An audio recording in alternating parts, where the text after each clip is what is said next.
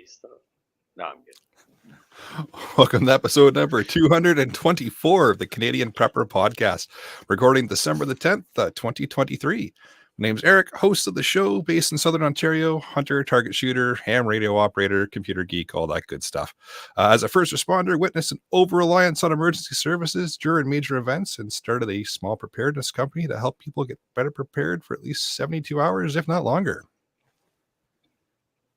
And I'm Jeff. I am based in Central Ontario. I'm a target shooter, ham radio operator, general overall handyman, and weather nerd. And I'm Brad. I'm in Eastern Ontario, part-time amateur prepper, always looking to improve. My name's Jer. I'm a tactical beard owner, base t-shirt kind of guy, and laser engraver. Critique of the government, and the reason we hit this with the button most fucking nights. There it is. Not even a minute in. And there we are. And I'm the Frugal Gunny. I recently moved to Northern Ontario, pretty much in the middle of nowhere. I'm an off-gridder, a shooter, a hunter, fisher, gatherer, trapper type, and a generalist. And it's only recently that I came to accept that I'm a prepper. Welcome to the club. Grudgingly, but yes. Good day. Thank you. I feel amongst my brethren here.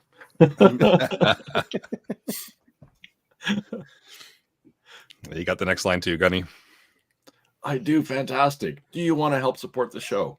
You can embrace some consumerism and buy some swag. We have both the Canadian Prepper Podcast t-shirt and the tactical Velcro patch at www.prepperpodcast.ca. All proceeds help keep the lights on, the backup generator fueled, and cover our podcast costs. And if you're enjoying the show, please take a few minutes and submit a review on iTunes or wherever you may have found us. We're happy that you're here. We seriously want your feedback, good or bad, even if it's just a topic you want us to cover or something you learned this week. You can email us at feedback@prepperpodcast.ca. Especially if you notice the fact that intern Ian is not here this evening. We'd love to hear your feedback about that. Who's that? Who's that? Yeah, I'm starting to wonder too. And shots fired in the chat. If anybody noticed Dave's comment there. Good evening, gents and Pierre. Am I the diversity hire? Oh boy, here we go. Nicely.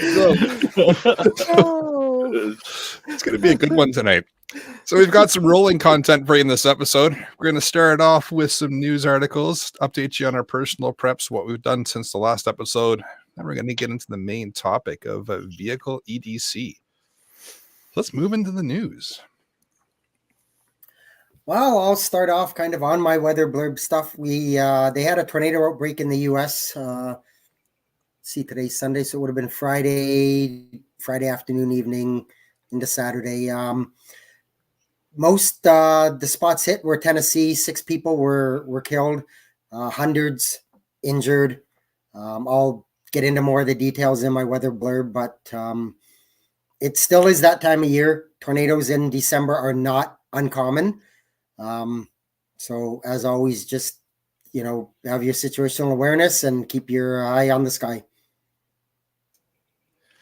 Yeah, I didn't even consider the fact that tornadoes could be a thing in December. Here we are. Sharknadoes are year round though.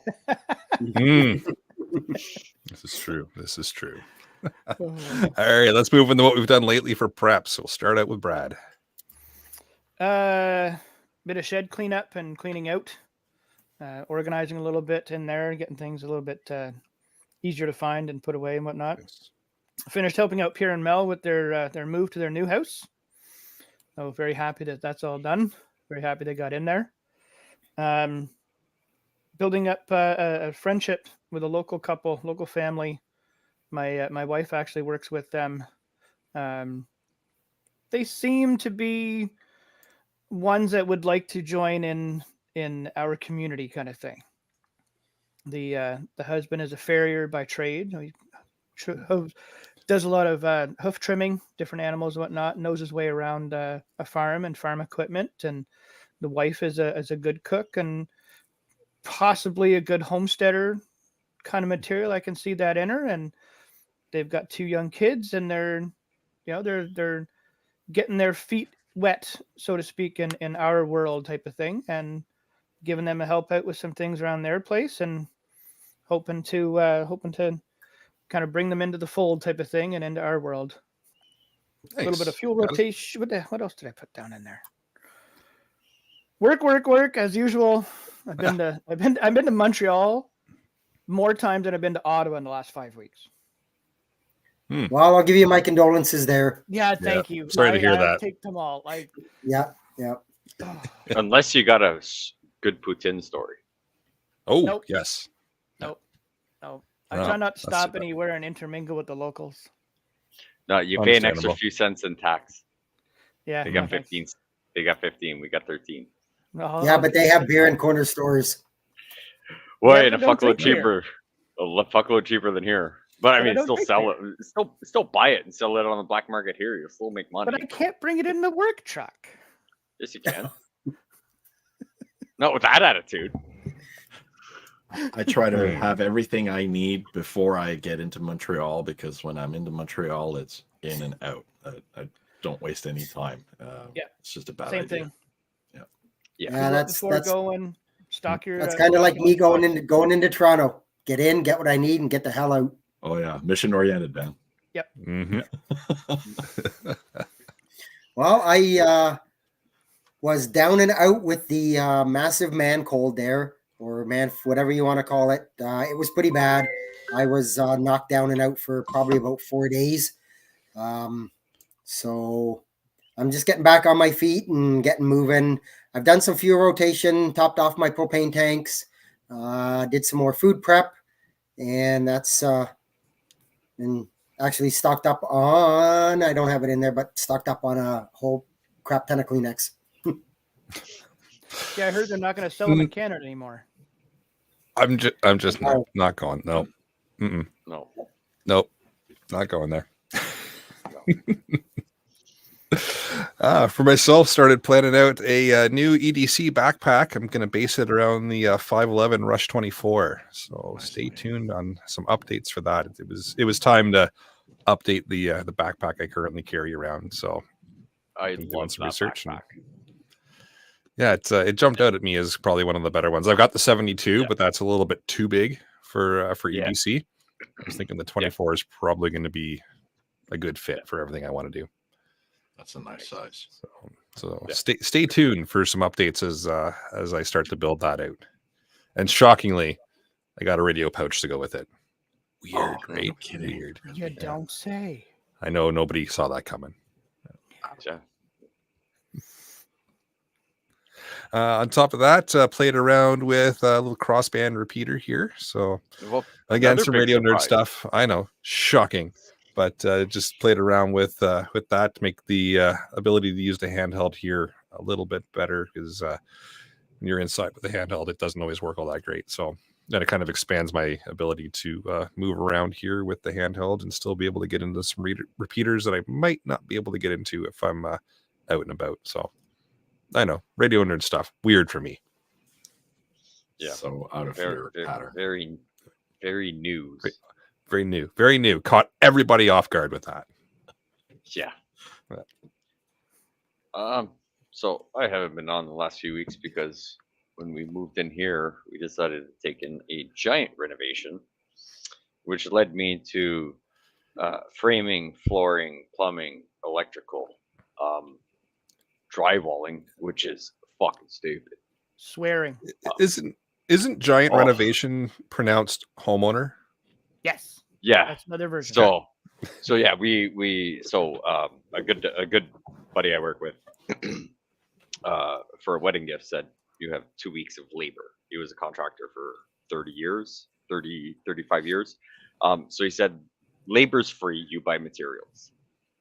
So he's been coming That's out fair. lots. Yeah, he's been coming out lots on his days off. Brad has come over many times to help run some electrical. So we were I understood the concept of many things, but never got my hands into it. So The stories thankfully have been Brad- great in our little chat group, by the way. What? The stories have been great in our chat group Yeah. as the Yeah. renos progress. Oh They're fuck. entertaining. Yeah, yeah. So yeah, thankfully, people willing to wanna, not just do the things and leave and kind of help out and teach, so I can understand the concept, which has been good because with Brad's supervision, even though like I don't know 4 or 5 drinks in, said I'm changing these lights. Uh, I didn't ask for advice. I said just make if I'm gonna do something that's gonna make me do the funky dance, like stop me. But other than that, like leave me alone, right? And it was successful. I didn't do the funky dance or anything. Nope. And I was very smart when we did move in. I was at the local hardware store, and we had found out that our smoke detector upstairs had the wires to be hardwired in, but was only battery. So I went and I bought a CO detector and smoke thing, and I bought a fire extinguisher because that's a good thing to have. So I know a person that hasn't been on for a while would probably be happy, and I know we haven't mentioned it in a chat for a while. So we got to say CO 2 more times, 3 times in a row, and then he appears, right? CO2, because Pierre said it, you said it, I said it. yeah, I think it's CO, not CO2. Just saying. Whatever. He's Okay, gonna be so mad do we- now. do we restart? Yeah, so just We, doing lots of we screwed it up for tonight now. Yeah, that's it. He's not showing all up. right. Well, thank you for joining us tonight. Yeah, so just lots of home owner stuff and learning a bunch of stuff that I've always wanted to do, and due to renting, couldn't knock down a wall and put a pocket door in for myself. But it's been a fun learning, and drywall really fucking sucks. I will gladly pay someone to do drywall. I will do everything myself. I really have to hit the fucking explicit button for this one, don't I? Oh yeah, Buddy, we're only 12 minutes in. He's Just- talking about drywall, man. If I Yeah. get started talking about it, yeah. Yeah. Everybody's intro is going to change. Yeah, I'll have to And as modify. Paul says in the live chat, Pierre, we don't want to hear excuses. It's not excuses. been called I hate out. drywall. No, it's not excuses. It's been a big learning curve, and I will gladly pay for drywall. Everything else has been a joy. Even crawling under my house so we didn't have hot water for our washer dryer hookups. And of course, giant learning curve. Make sure you're cutting the right pipe, because we hooked up 2 cold water pipes. So we had to go back underneath and cut the new connection out to cut the other pipe, and so all that stuff. So all that is fun, but drywall I really hate, and I don't want to do it anymore. Everything else has been a giant amount of fun, and very thankful for people with knowledge that are willing to teach. You should just mix the drywall with the hot water. I hear that works really well. If I burn it, insurance will pay for it. I don't know. Talk to Jeff about that. Maybe not. Yeah, you might want to talk to me before you say that. Well, my depreciation is only a month. Oh boy, we're getting spicy. Yeah, here it goes. Here we go. All right, let's carry on. Yeah, so geez. that's all my little side tangent about fuck drywall. I feel your pain about the drywall, bud. Yeah. Well, let's move on from the drywall. That's a painful one for Pierre. I get it. Yes. Mhm. Yes. All right, buddy. I can do that for you. I'll help with the segue. So finally have all the last little bits. We're talking down to fasteners, guys. Fasteners. This is always how it ends for me, a project, or how the beginning of a project starts to end is when I finally get all the fasteners together to do it. And then I can start executing. Hair pulling. Anyway, rant is over. That's also I can do the wiring project on the taco. So what is it that I'm doing? Just for all of you who are probably wondering, what is he doing to his truck? That madman. I'm just adding remote terminals so that I don't have a spaghetti of wires going to my battery. That's just a thing that just drives me crazy when I see people who say, oh, I've added all this to my truck. And they pop open the hood, and you see a full plate of spaghetti in there. That's just ugly as sin. I can't have that. It's fugly. Yes. Can't have fugly. it can be busy, but it can't be fugly. So I'm going to fix that, and then I'm going to put a little video on what I'm doing there. That's what I've been working on, just getting all the fasteners for that. Nice. Sounds like fun. Yes, it is. Wiring is always fun, isn't it, Eric? Oh yeah, it's a good time. It is. Until you let the smoke out. Oh yeah. The smoke is bad. Yeah. Well, in that. Let me know if you need help with that. I can do that with my eyes closed. Oh, drywall. yeah. I will do the wiring. You do the drywall. I can help you get started. You just need to, start by stripping the red and the wires, and then you touch them together, and wait for the light show. Yeah. You can touch them together all you want, as long as it's not connected to anything on the other end. Yeah. Oh yeah. Or as long as you're touching insulation, it's not that bad. Well, now you want to get technical, dude. Well, before we get too crazy with the touching, let's move into the main topic, shall we? So this evening, we figured we'd talk about vehicle everyday carry, what we tend to carry around with us in the vehicles, not necessarily things that are going to come with you out of the vehicle and to where you're going, but things that might stick around in the vehicle with you. We might get into a few things that stay with you as you come and go from the vehicle as well, because I figure we will squirrel as we go into this topic, as we usually do in EDC, because that's just the way we do things on this show. EDC, squirrel, every time. Very likely. Oh, yeah. Bam. Yeah. Like that. I figured we'd just do it as a regular chat amongst the panelists of what we carry, why we carry it, and we'll go from there. So maybe we'll start with Pierre. Give it a quick we'll start with Jeff. A little bit of stuff that I got, and I have a winter box, I guess, that whatever you want to call it, that I have on the back seat, and I have a complete change of clothes everywhere, socks, because it's the winter, so some nice warm socks, some fleece or warmer track pants, sweatshirt or sweater, toque, you name it, hand and foot warmers, gloves, and then I've got a kind of toolish box in the back. I've got things like a toe strap, a shovel. I've got snacks. I always carry extra fuel. I've got a charger, booster box, small one. I've actually just got it here. I brought it in to give it a quick top up charge this weekend, and that's. I'm sure I've got a lot more stuff, but from that small booster box, I can charge a phone, that kind of stuff. It's got USB connections and that in it, so. I suspect a small booster box is going to be the same across all the panelists. It's a pretty popular item. Fantastic thing to carry. Yeah, definitely makes life so much easier. Okay. Absolutely.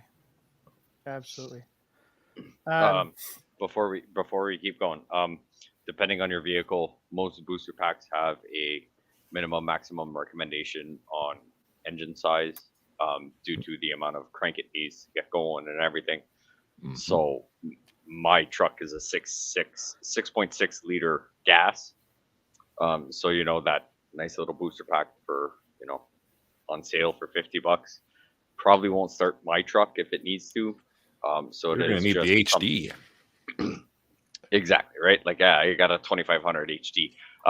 So yeah, just when you are looking at that, I mean, at bare minimum, look at your vehicle, not thinking of something you want to help someone out because there's a giant price gap going up.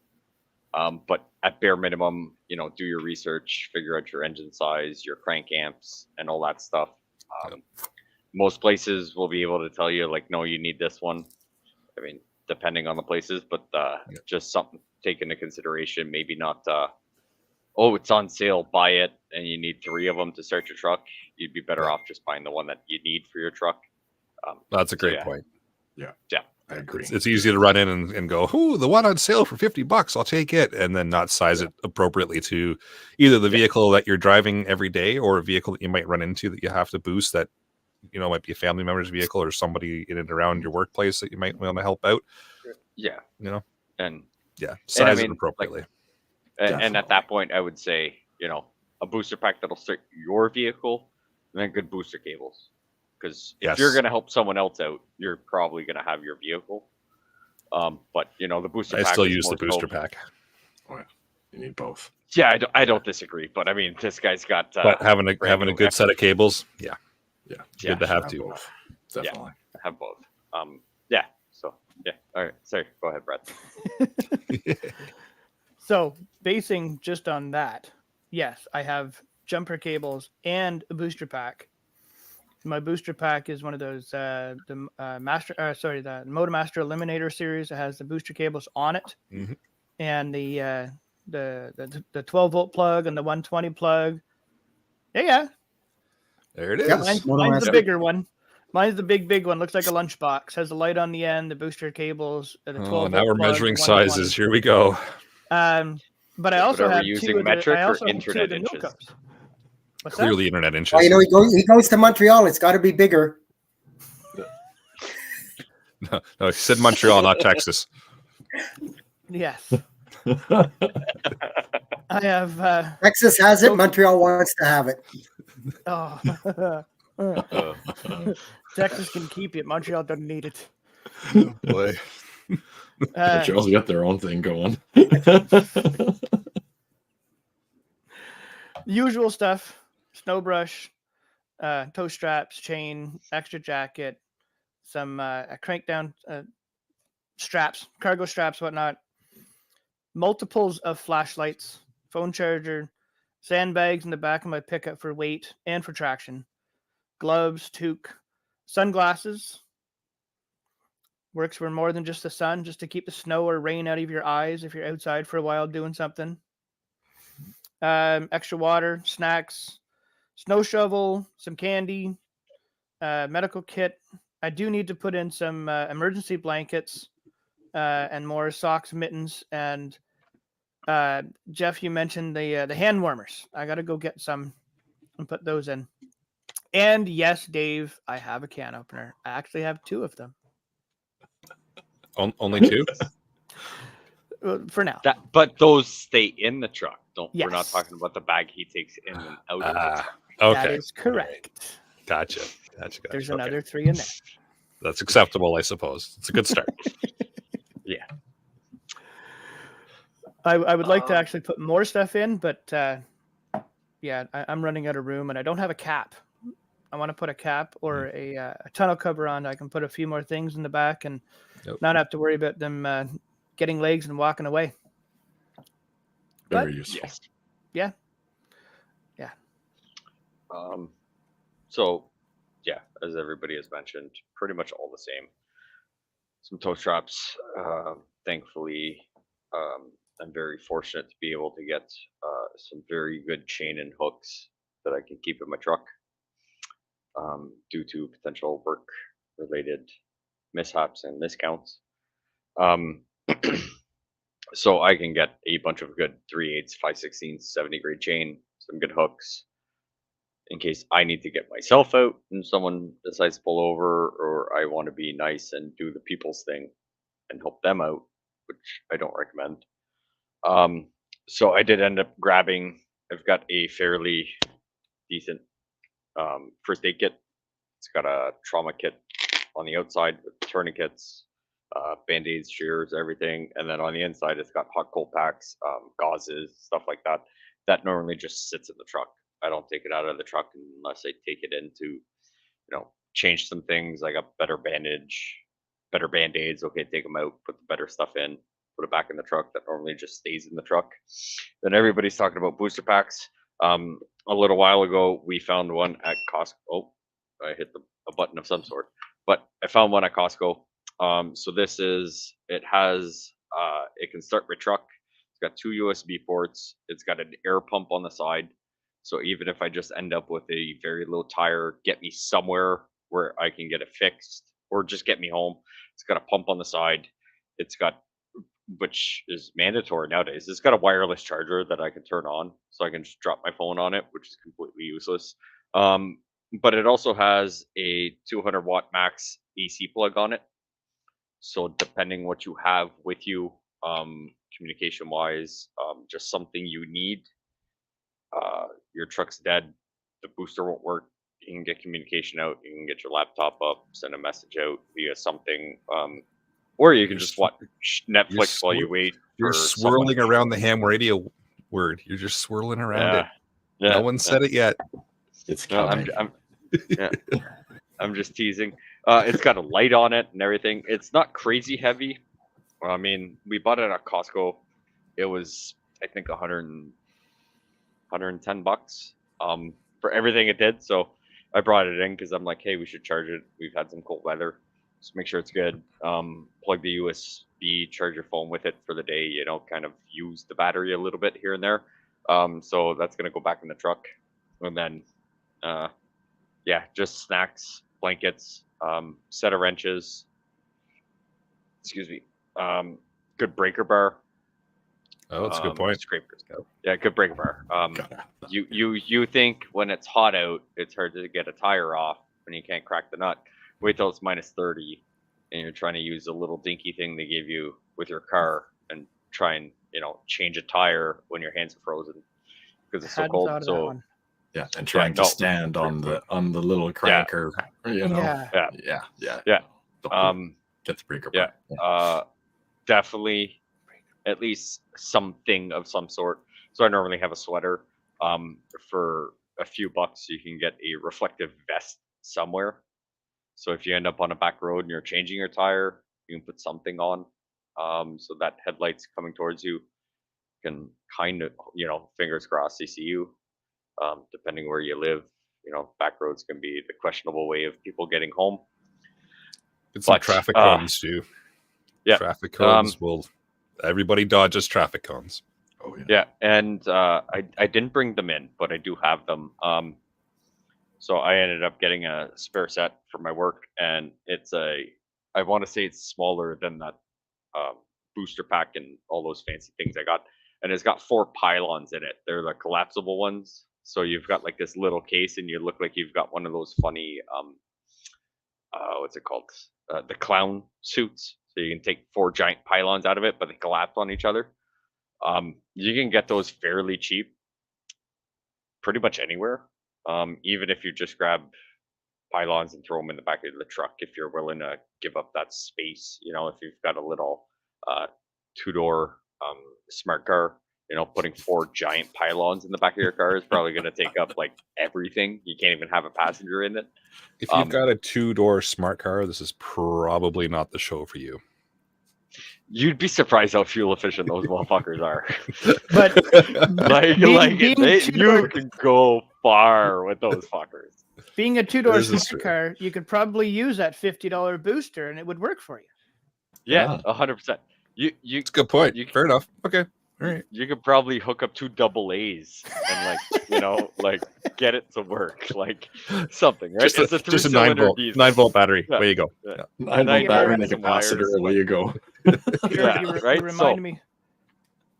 You reminded me of something, Pierre. You were saying the reflective vest for if you're changing a tire in the middle of the night. Anything. I bought these at Walmart a while back. They were on Yeah. clearance. Regular flashlight. They have 3 magnets on the front of them.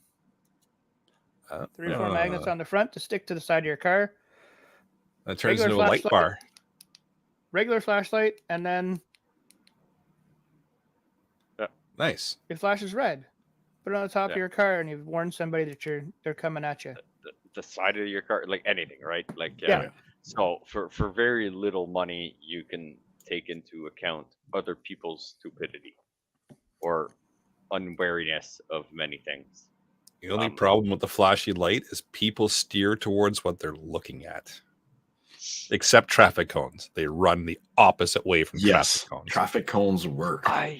I used to do construction and road maintenance and stuff like that, and I literally we shut down a lane of traffic. We were doing asphalt, and we literally saw someone. So we were like allowing traffic one way, and then like you drive on the opposite side of the road. And I literally saw someone so terrified of these pylons, and we only shut down, I'd say, 40, 50 meters of it. But we had pylons on both sides, and I literally saw this person, when we told them they could go, close their eyes and drive through the pylons, and then open their eyes at the other end. So there's a up and down to pylons. Some people get more terrified of pylons than flashing lights. Wow. Yeah, like I've never There it been so is. scared in my life, and I was on the grass where I'm like, I'm not getting hit, but I was like, this can't be real. Um, but yeah, so that's few snacks. Keep a small little bag. Go to the dollar store, pick up tic-tac-toe game or whatever, like something a kid can entertain themselves, or you can play with a kid. So if I'm driving with my daughter and we break down and I can't figure out how to get it going and we're waiting for a tow truck to show up, tic-tac-toe, four connects, they take barely any room. As crappy as this will be, I think it's McDonald's once a year kind of has like those games that you can take traveling, something like that. My daughter is a big fan of doing crafts and drawing. So we'll always have a flashlight in there so she can entertain herself for, half hour. I can lock the truck and attempt to fix what's going on. She doesn't have to be out in the cold with me. So as long as I can get her comfortable, I can be miserable for a few hours before I start getting cranky. But in case you've never met a kid that's cold and bored, that's going to be your disastrous nightmare of making you pull your hair out way faster than if you were by yourself. So, taking into consideration who you're going to have in the vehicle with you is definitely key, in my opinion. That's a really good That's- point. Good point for sure. Absolutely agree with that Yeah. one. Your EDC should fit what you do with your vehicle. I'm Yeah. big on that. And Everyone's here's- EDC is going to be a little bit different. Definitely. Yeah. And the biggest reason is you have to accept the fact that something could go really wrong and you could end up without your vehicle. Yep. And That it's too. a Yep. scary thing, Yeah. but it happens. And so Possibility. many different year ways. round, I tend to bring at least 200 seeds of freedom with me, and just in case I want to spread the love. You never know. Freedom seeds are a highly acceptable thing to have in your vehicle, in my opinion. Just in case you got to plow some fields. That's right. Yes. Got it. Got it. You're going to be there a long time if you're growing some food. Yeah. Yeah. Yeah. I was about to Same. quote something about a tree of liberty, but we're kind of in the wrong country for that one. So Yeah. Allegedly. yeah, But yeah. allegedly. So So that's the thing. We can all think of the perfect scenario. You're coming home from work specifically, and you got to figure out how to get home, or you want to be a person that pulls over and helps someone out. But you can't dismiss the fact that you might have your two kids in the back seat, and your wife with you, which whether she's willing to get out and hold the flashlight or change the tire for you because you decide to be a bitch that day, or whatever, take into consideration people that may be in the vehicle on an easy regular basis. Not saying you got to change your preps every time you go pick up your friend to drive them 20 kilometers, but just your immediate family, people that are going to be in your vehicle all day every day in potential scenarios, accommodate for entertaining the kids, staying warm. So I can be good with 2 granola bars for probably 2 days. But if your kid likes a snack every 4 hours, you're not going to last long. 4 hours. I was going to say 4 minutes. Well, depends on the snack and if they smell chicken nuggets, right? So all those things aside, right? Like a few candles, crayons. Go to the dollar store. They'll sell you a backpack, and let's say for 20 bucks, you can probably entertain a kid for a day and a half. Mm-hmm. Throw everything in that backpack. Take the $20. Throw everything in the backpack. Leave it in the truck. If your kid, daughter, son, wife, significant other, hey, here's something. Here's a crossword, something to take your mind away from everything. Throw some candles Sudoku. in there. Yeah, all that stuff can keep you sane and keep you safe. So heat source, obviously, throw some dollar store little tea candles in there. They don't last for shit, but they're dirt cheap. So if someone steals them, it's not that bad. But you can buy a 40 pack for $2, and they might only last an hour each, but that's 40 hours of candle. Keep you That warm. was some quick math. Well done. And they'll warm up a small space in no time. Yeah, warm up a small Yep. space. So you keep the windows closed, wrap up in a blanket, light a Crack the candle, window a touch. Crack the window Yeah, a touch. just a little bit. Just or a get a touch. battery operated, Yeah. CO detector. You know, Right. because Pull the Still pin. crack the with- window a touch. with CO and all, I dropped it. Exactly. You did. Yeah. So Yes, it's a good idea to have candles in the vehicles, definitely, candles. and a means spare to spark batteries. them safely. Yes. Yeah, This is just true just too. a 9-volt battery and a little juicy fruit gum cap. You make it There work. you go. Yeah. If you're driving the smart car, you can just use the 9-volt battery under the hood. There you go. Paul, Sure. Paul is a good comment there in the live chat. Nope. There we go. If all the family members who drive don't know how to change the tire, one each car they drive. On each or on each car they drive. There we go.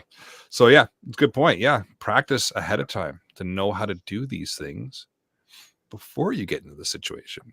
It's guaranteed at some point in time you're going to end up broken down on the side of the road. It's going to happen to everybody that drives a car. It's just a thing that happens. Learn how to deal with it ahead of time instead of in the moment going, what do I do? I've been driving for 30 years. I've pulled over probably a full handful of times to help somebody else. I've never actually had a flat on the road myself. Oh, what have you Thank done? God. What have you But, done? Guess what tomorrow's going to be, buddy? Yep. Hey, it's not my truck, it's work's truck. Yeah. And I get paid by the hour to sit there, so I don't care. So Oh, quick thought came through as you were saying, learn your truck or learn the vehicle, change whatever. So if you have a truck, or I think most minivans, they Yep, have minivans have 'em. undermounted. Yeah, Yep. undermounted. down. Penis. Take it down and grease Yeah. it. Take it down. Make sure it works. Nothing sucks more than it's minus 30 and realizing that thing's seized. So obviously this should have been covered way before the snow showed up for most of us. Part of your spring fall preps, take everything out, crank the tire all the way down, grease up that hinge or whatever mechanism, put the Little tire wrench in back there. up. Yeah, and make sure that works. Because if you've owned the vehicle for 10 years, if you've never taken that tire down, it's probably not going to come down on the side of the highway. Mhm. So that's definitely something you want to take a look at and make sure it works. It's Oh yeah. Good WD-40, point. whatever you want to use. Crank it down, lube it up. Cotton candy spray. I was just going to that say, cotton candy spray. Even that on a cotton lot candy of spray. pickup truck models, you'll find the spare tire is somewhere underneath, and Yep. it's all Yep. encrusted. And you Yep. don't get So down there just- regularly. Every spring, every time you change your tires. So if you've got winter and summer tires, every time you take those tires off, crank it all the way down, lube it up. Mhm. If it's starting to get rusty, do what you got to do. Make sure it works good.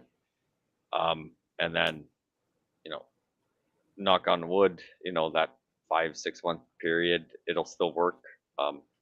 But that will save you a giant headache. It's all good to know how to Sure crack will. a nut and use the jack, but if you can't get the tire down to put the tire on, you're kind of shit out of luck. Yeah. If I may suggest, there is a manual that comes with your vehicle. Might be a good idea to read it. The Yeah. part on Wait how a to minute. change a tire. Wait a minute. They've So got when you pretty say pictures. manual, do you mean Manuel? The guy that knows Sure. everything? Sure, if you want to Yeah. call it that, Man- that's cool. I don't Manuel knows everything. As long as you flip to the part where there's photos of how to, bolt on your tire. And, just remember, if you think it's tight, it's probably not tight enough if you're doing it by hand. So make it tighter. So that could go up for debate. I've snapped more nuts than Oh, I can probably me go a little too. bit I've got more, gorilla grip, right? brother. But So- I can't tell you how many things I've seen where it's like, I thought it was tight enough. And the wheel is, off the studs and you're scratching your head going, okay, here we go. Yeah. So, But even if you just know someone with the torque wrench, Yep. loose. Next time you go over to their place for a barbecue, just loosen up one nut on your vehicle. It doesn't matter how many nuts you got. If you only loosen one off, you don't have to worry about your tire falling off. It'll technically still pass the safety if it's missing a lug nut. So just loosen that one off and ask them to borrow their torque wrench. most vehicles are 100 foot-pounds torque. So set it to 100 and kind of get a feel for it. Maybe, measure how long it is. Go buy a 18, 24-inch breaker bar and kind of learn, that consistency, how much pressure to put on for it to be close enough. And you just need to get somewhere safe, and then someone else can take care of it, right? You probably don't have a tire machine, plug kits, and all that stuff to rebalance your tires or replace them. Claude, you but got yeah, those in the back? Oh man, I got a few things in the back. Ooh. But I- on the topic of wheel torque, I got to jump in there because I've got a pickup truck and mine is at a very low, somewhere between 72 and 90. So you have alloy rims. I have a mixture. I use steel and I use alloy rims. So the alloys, they're going to be on a lot lower, but the steel. Yeah, alloys are higher, normally right? about 80. Yeah. Until you guys start getting into, I'll say 1500 and up. Alloy rims are normally 80, steel rims 100. Yeah. 90% of vehicles. The difference between 80 and 20 is not crazy different. But like check your my manual. truck, I've got a 2500. So I mean, we're talking 140 to 180 foot-pounds of torque in comparison. So that difference could be way different going between them. But that's what I'm saying, right? Most Definitely. vehicles, 80 to 100, you're probably safe. When you start getting into 2500, 3500s, or your Savannas and your Econolines and all that stuff, so refer to Manuel. He knows all the things. Definitely. Refer to Manuel about all that info. And So you're maybe- saying RTFM is what you're saying. I say it all the time about a lot of things. It but took me a definitely second. with- I was like, yeah, okay. definitely Yeah, with the vehicle. got it, Well, got he it. knows Pierre knows RTF. I normally throw that away until I get to a point where this doesn't make sense, and then I pull it out. Yeah, I but- now But yes, default to it, but sometimes I forget and I go double check, and sure enough, it's there. So I love that RTFM thing. Oh, yeah. Definitely a big preacher of that. Yeah. I'm also a big self-reliance guy, so I probably Wait a carry minute. more Wait a minute. On this podcast? on this. No, Are you really, sure you're on the right channel? I might Funny. not be. I don't know, but I might take it to another level, perhaps. Mm. but you pay taxes, so why would you have to prepare for yourself? Government will be there for you, buddy. Don't worry.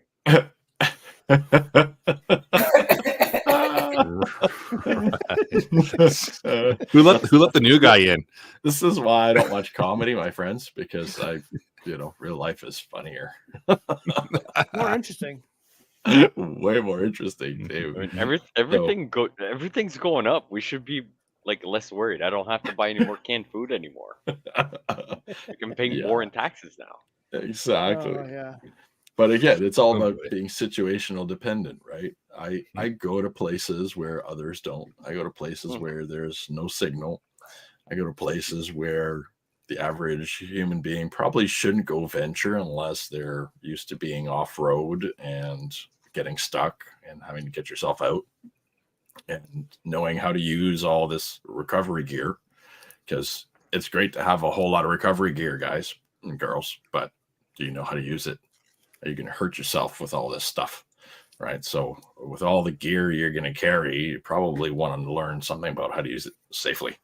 So especially recovery gear. I talk about that a bit because, man, there's risky moments I've had when working alone with recovery gear or just jacking vehicles. Jacking vehicles when you're not on a perfect surface, hey, that alone can, help you lose body parts really in a hurry.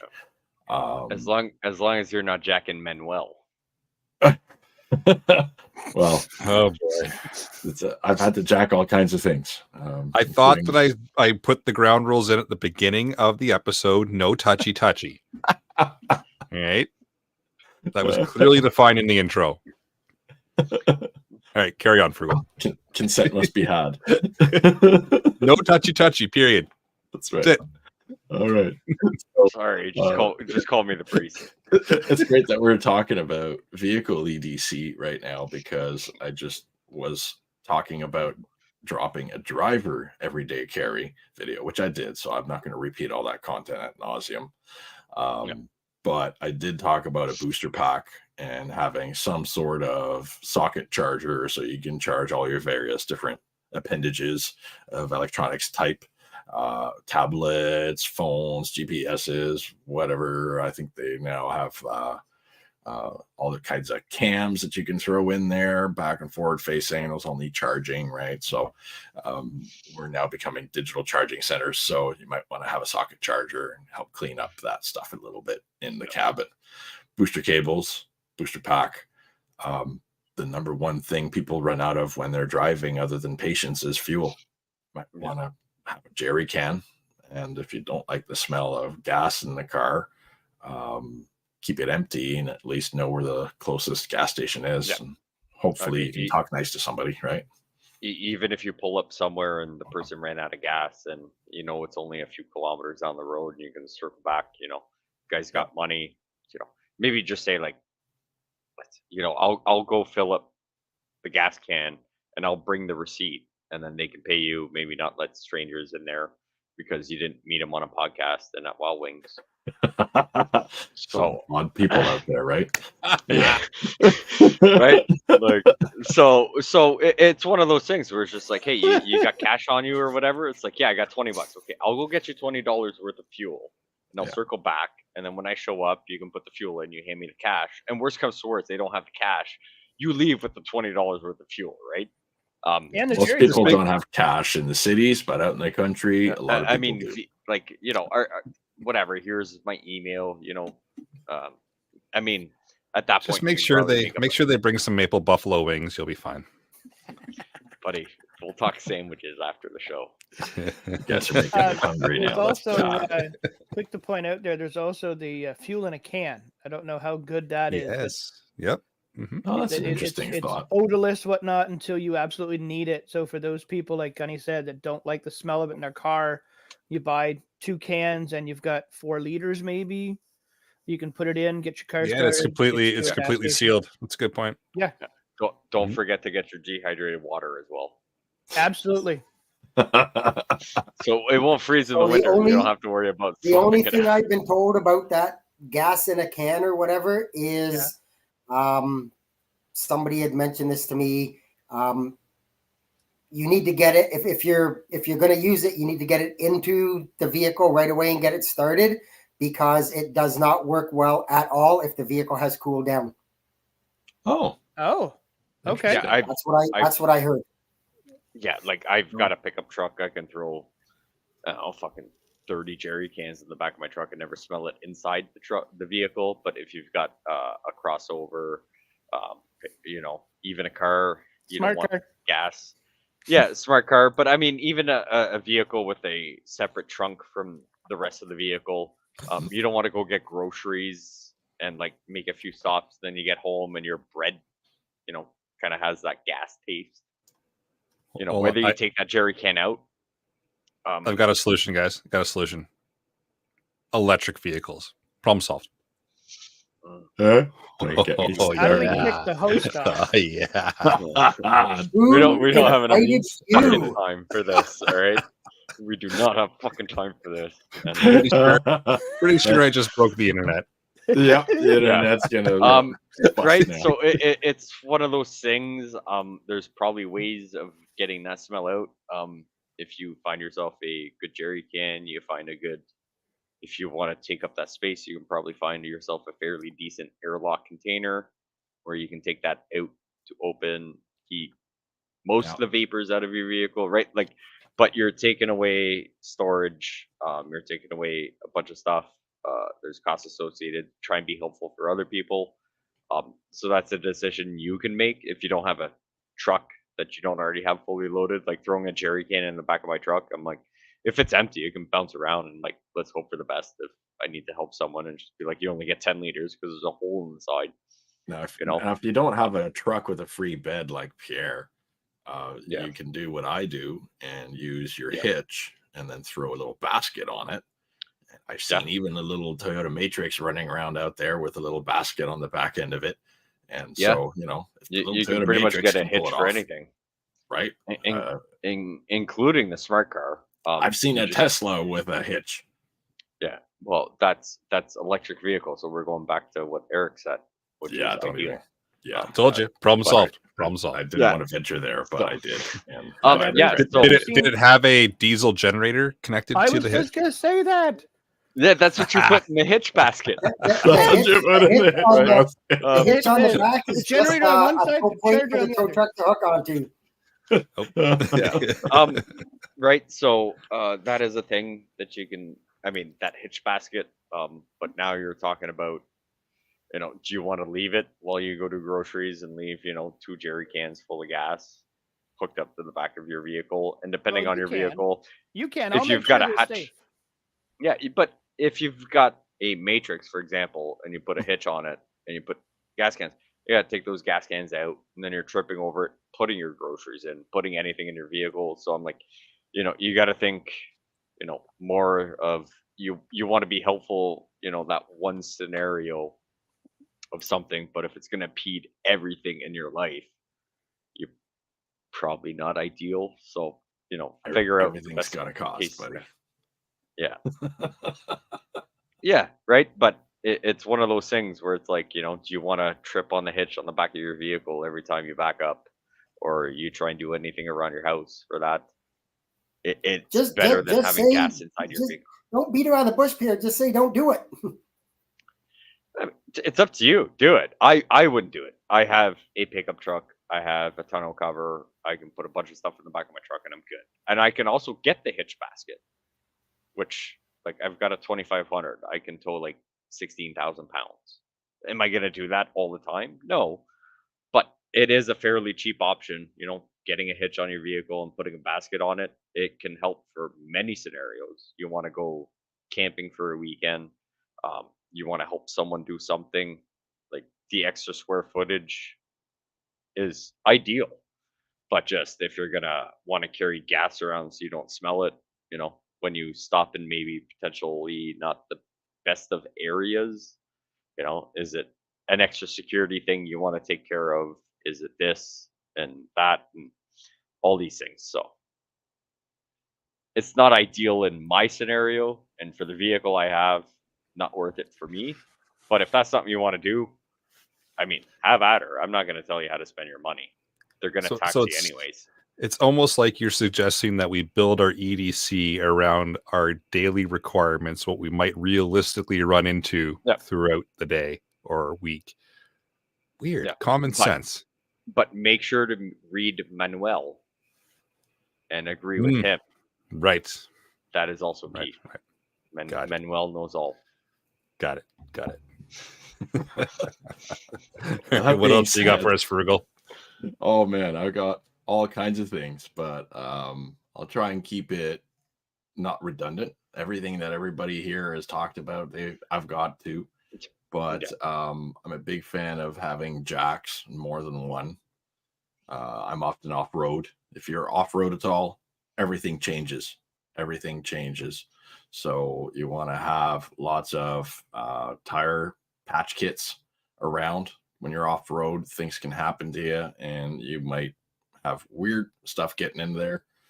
Around construction sites, you're going to probably want a tire patch kit around.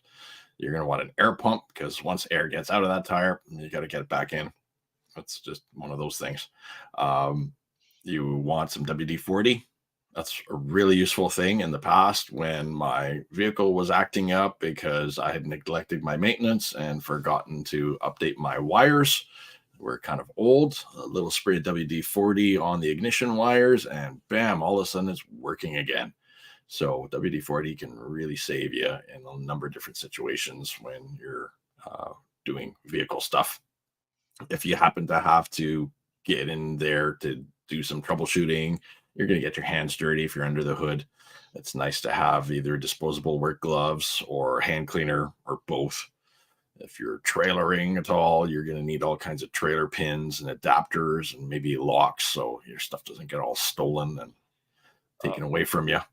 Okay. Before you keep going, if you're doing trailering, spare fuses.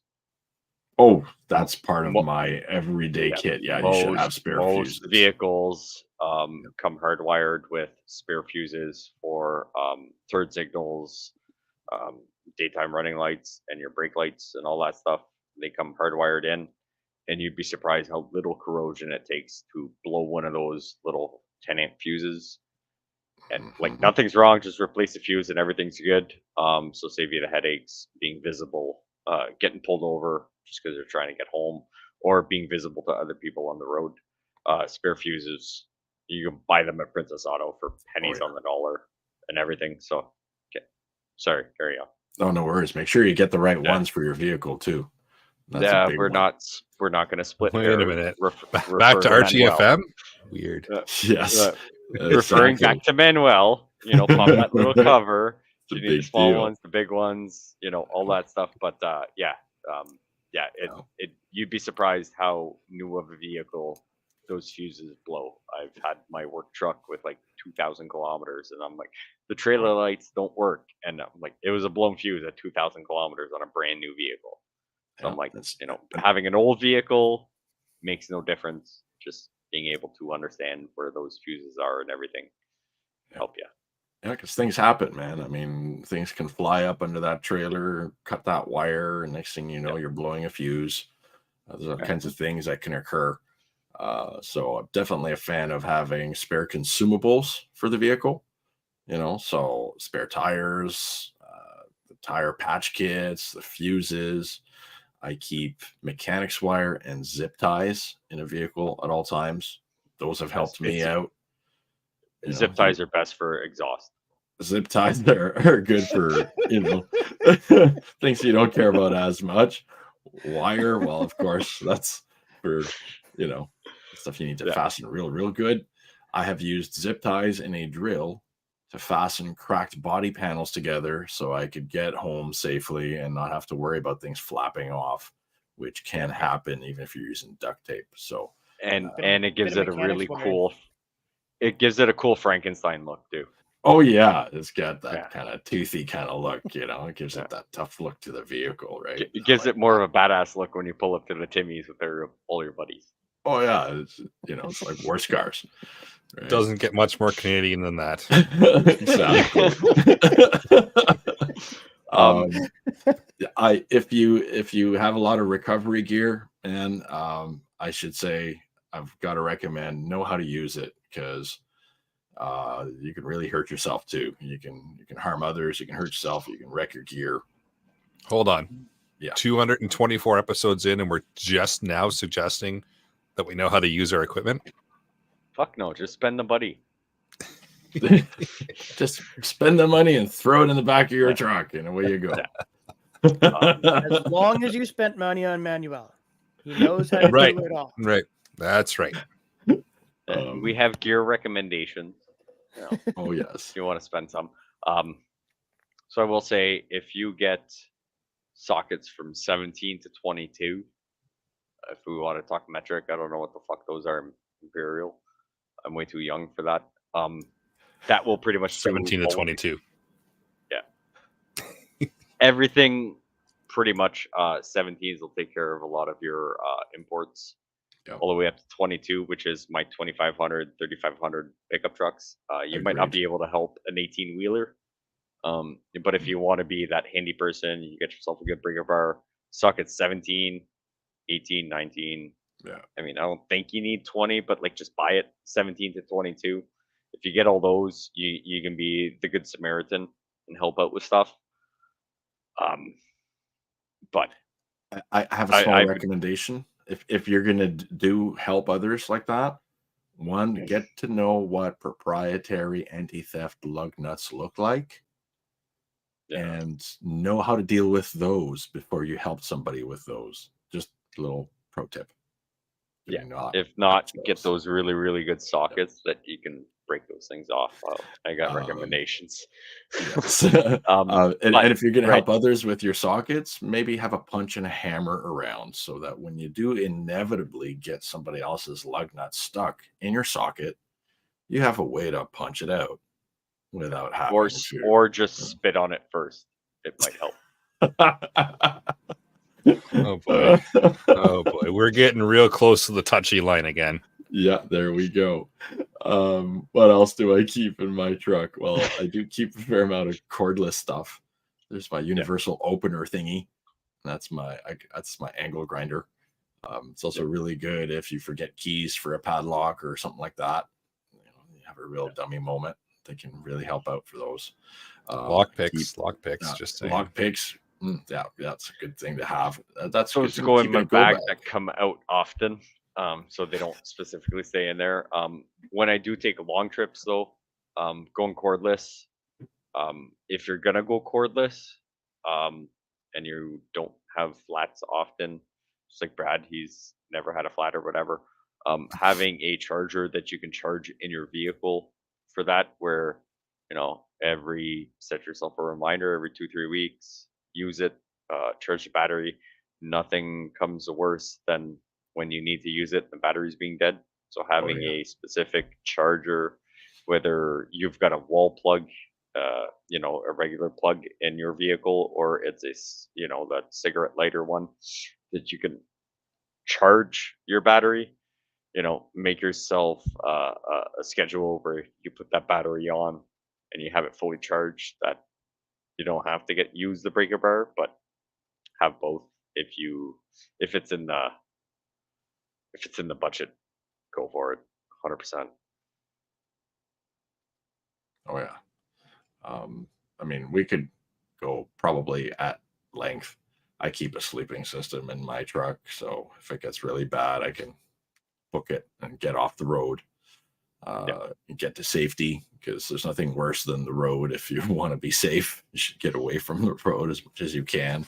So that's something I'm a big fan of. Have a way to get away from your vehicle with the things that matter, including the people that matter, right? So look after the people that you have in there with you too.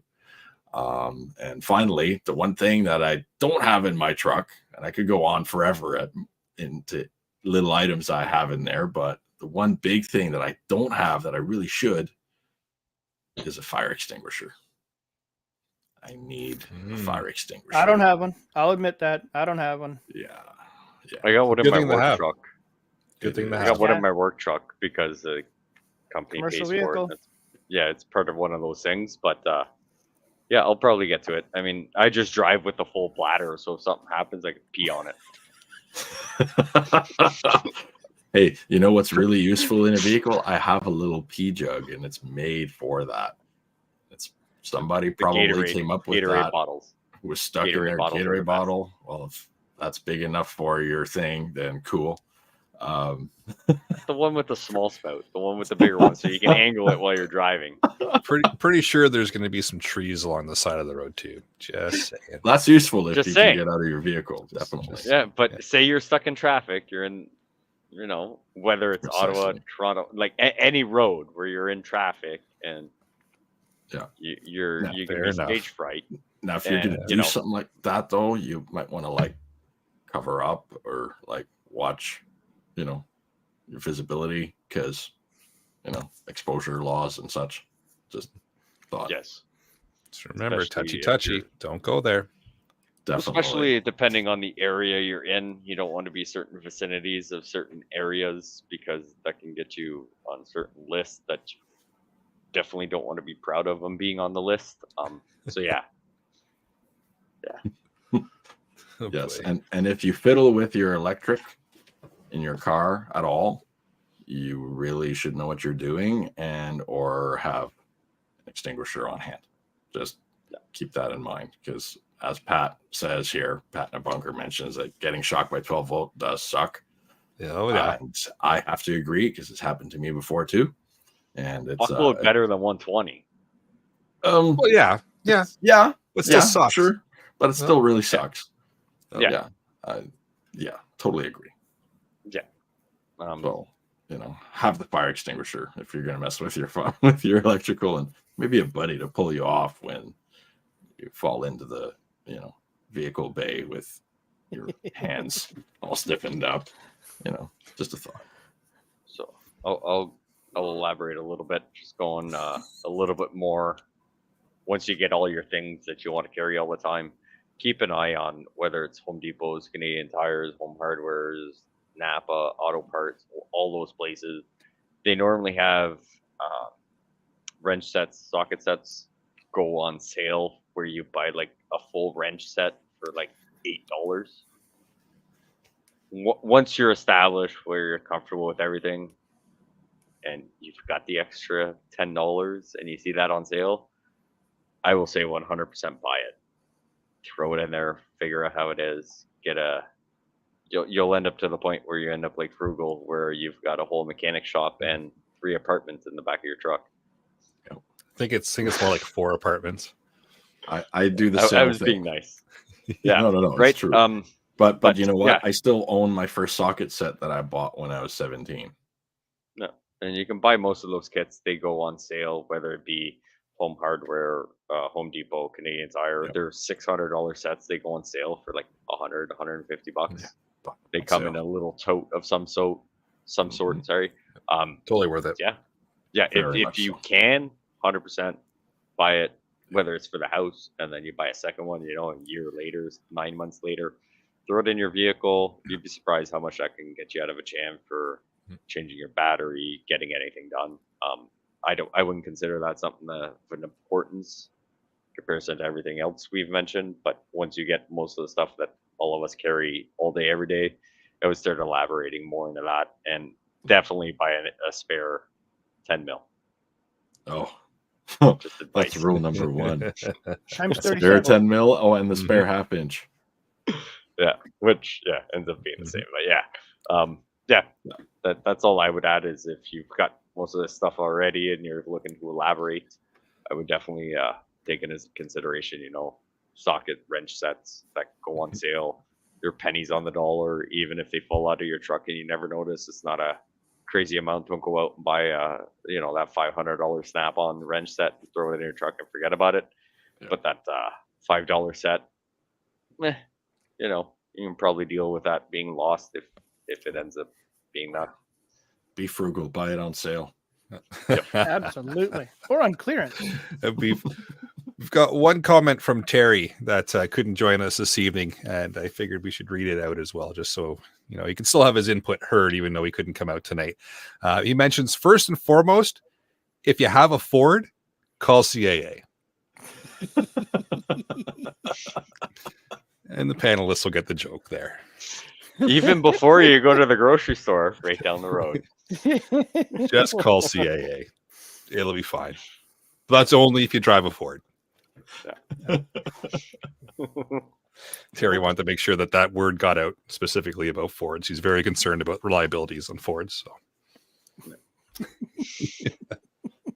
All right. Anybody else on the panel have any last minute comments or last second things you want to add before we move into the challenge? No, but I'm going to review these notes and go over Gunny's stuff and add some things to my list for stuff to go in there. So thank you, Gunny. Perfect. My pleasure. Awesome. And I put a link in the live chat there as well to the video that Gunny put out earlier. So if anybody wants to watch that, it goes into some pretty good detail about some things as well. So it's worth the watch. Thanks, bud. All right. Moving into the podcast challenge. Real simple one. Identify some weaknesses in your vehicle everyday carry and address it. So, like Brad just mentioned, he's already going to get on the challenge for the episode. You picked up on something through this episode that you think you could fix up or add or make better in your EDC for your vehicle? Mm-hmm. Get on it and make it happen. All right. Upcoming events. We've got the annual Preppers Meet coming up. Beyond that, nothing else on the list. And Jeff, you got a weather blurb for us. Sure, I do. So, as I mentioned in the news section, Tennessee and other surrounding areas there were hit with a tornado outbreak. 6 so far have been confirmed deceased, with hundreds injured. Clarksville, Hendersonville, and the greater Nashville area suffered damage, with Clarksville being the hardest hit. There weren't very many buildings in the town left standing, and what was left was pretty badly damaged. While these storms were predicted to occur, they hugely overperformed in terms of intensity. The reason for that, anybody who's been outside the last couple of days, it's been abnormally warm. It goes no different. You know, I've talked about hurricanes and said that when they go over very warm water, it's like throwing gas on a fire. This situation's no different. You have abnormally warm temperatures and a cold front.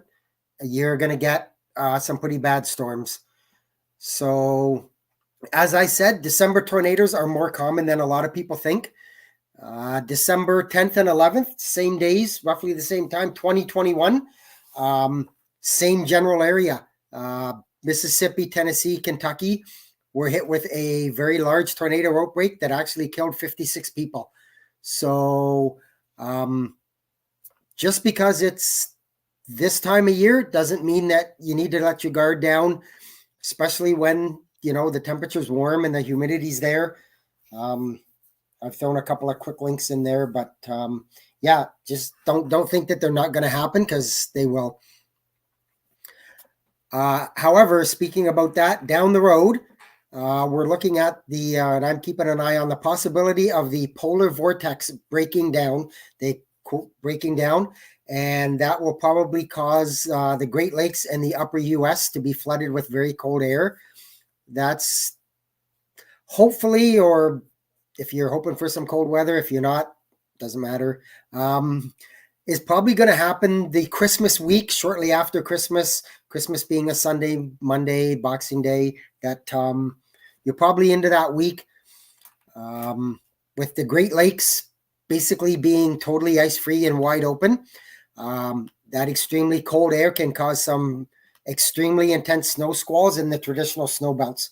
So if you're traveling for the holidays and you're going to be anywhere in those traditional areas, pay attention, and weather can change, road conditions can change dramatically. Temperatures in Siberia right now are running in the minus 50s. Not saying we're going to get anywhere close to those, but the target trend for nighttime temperatures could be dropping into the mid minus 20s. So I'll keep an eye on that. We'll talk about it a bit more. We're an hour 12 in, so I really won't go into what causes the polar vortex to break down, but basically it just causes it to expand, move to different places, flood things over. So yeah, that's what we can be looking at. So if we read the manual on the polar vortex, we'll understand it. You probably not. Other people maybe. That's valid. I'm really bad at reading. I just had to. No, I'm really bad at reading. Blammo. Just say RGFM and bring your 10 millimeter. Better have more than one, motherfucker.